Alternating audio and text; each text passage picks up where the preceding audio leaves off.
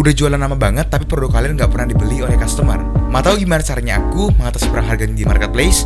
Langsung saja tonton video ini sampai habis dan jangan skip-skip. And let's get into the video.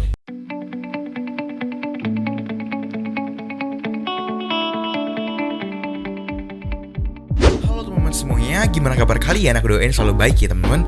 Nah, di video kali ini aku bakal bikin video yang benar-benar menarik banget teman-teman. Itu adalah tentang gimana caranya, khususnya aku sendiri, untuk mengatasi atau melawan perang harga di marketplace ini. Karena dimana mungkin teman-teman semuanya, khususnya para dropshipper itu mengalami masalah di bagian perang harga gitu.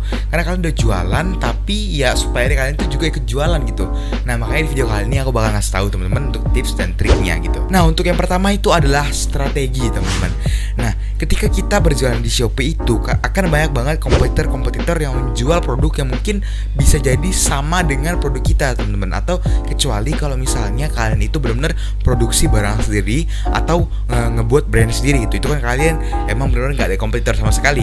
Nah, tapi kalau misalnya kalian menjual produk yang sama gitu ya, terus dari supplier yang sama juga, bahkan itu bakal banyak banget kompetitor yang bisa hadir di Shopee ini teman-teman. Bahkan supplier kalian itu bisa menjadi kompetitor kalian sendiri. Nah, jadi kalau misalnya dari aku itu kalian harus benar-benar bermain di strateginya.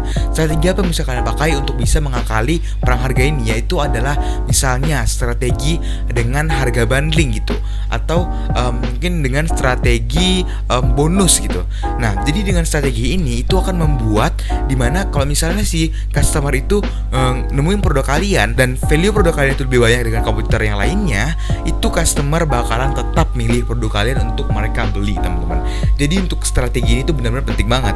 Nah, yang kedua itu adalah harga. Kalau misalnya tadi kalian udah nemuin strategi apa yang mau kalian pakai saat berjualan di Shopee ini, misalnya strategi bundling atau misalnya strategi menambahkan bonus atau strategi lain yang udah kalian temukan, nah kalian tuh harus make sure harganya itu bisa bersaing dengan harga-harga di pasaran produk kalian teman-teman.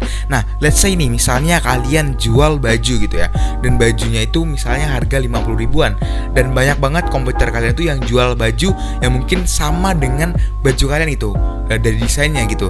Nah, kalian tuh bisa mulai untuk menambahkan bonus seperti misalnya pouch cantik, atau misalnya kalau misalnya target marketnya cowok misalnya bisa jadi dompet kulit pria, misalnya dompet pria dan lain sebagainya, yang harganya itu bisa menambahkan yang harga modelnya itu kalian tambahkan, dan harga dari produknya itu bisa kalian naikkan teman-teman. Dan akhirnya dari situ kalau misalnya kalian udah bisa nentuin strategi tadi dan juga harganya ini, kalian bisa naikin harganya itu, bahkan marginnya bisa besar banget teman-teman. Nah, nanti aku bakal ceritain mungkin di next videonya gimana caranya aku bisa jual produk dengan margin yang hampir 100%, dan waktunya itu banyak banget terjualnya teman-teman. Oke? Nah, setelah kalian udah tentukan strateginya, udah tentukan juga harganya, yang ketiga itu adalah dengan cara kalian tentukan strategi untuk beriklannya teman-teman.